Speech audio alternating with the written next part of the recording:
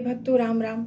जब समुद्र में सेतु बनाने की बारी आती है तो समुद्री युक्ति बताते हैं कि नल और नील नामक दो ऐसे भाई हैं जिन्हें वरदान मिला हुआ है कि वो जो भी चीज़ों को, जो भी पत्थरों को समुद्र में फेंकेंगे वो डूबेंगे नहीं, वो तैरते रह जाएंगे।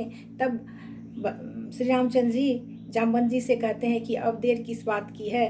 तब जामवंत जी बोले, जामवंत बोले दो भाई, नल नील ही सब कथा सुनाई। राम प्रताप सुमरि मन माही, करहु सेतु प्रयास कहु नाई। बोली किए कपिनि कर बहोरी, सकल सुनहु बिनती कछु मोरी। राम चरण पंकज उर धरहु, कौतुक एक भालु कपि करहूँ। अर्थात जामवंत जी ने कहा कि नल नील दोनों भाइयों को बुलाकर उन्हें सारी कथा कह सुनाई और मन में श्री रामचंद्र जी के प्रताप को स्मरण करने के बाद कहा कि हे नल नील, सेतु तैयार करो, कुछ भी परिश्रम नहीं होगा।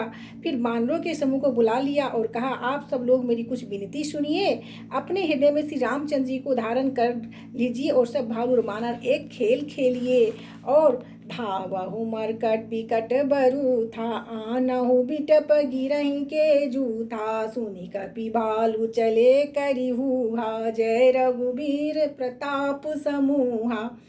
तब फिर वानरों के समूह को बुला लिया जामवंत जी ने और कहा कि आप सब लोग मेरी विनती सुनिए, हृदय में श्री रामचंद्र के चरणों को धारण कर लीजिए और सब भालू और वानर एक हो जाइए और खेल खेलिए। विकट वानरों के समूह आप दौड़ जाइए और वृक्षों तथा पर्वतों सहित समूह पर्वतों को उखाड़ लीजिए। यह सुनकर वानर और भालू हुंकार करके और श्री रघुनाथ जी के प्रताप समूह की जय पुकारते हुए चले।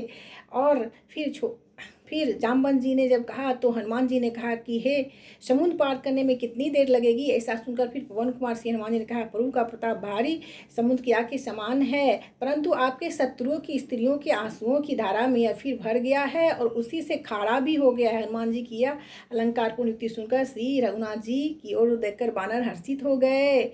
अति उतंक गिरी पादप लीलहि लही उठाई, आनी देहि नल नीलहि रचहि ते सेतु बनाई। सियावर रामचंद्र की जय।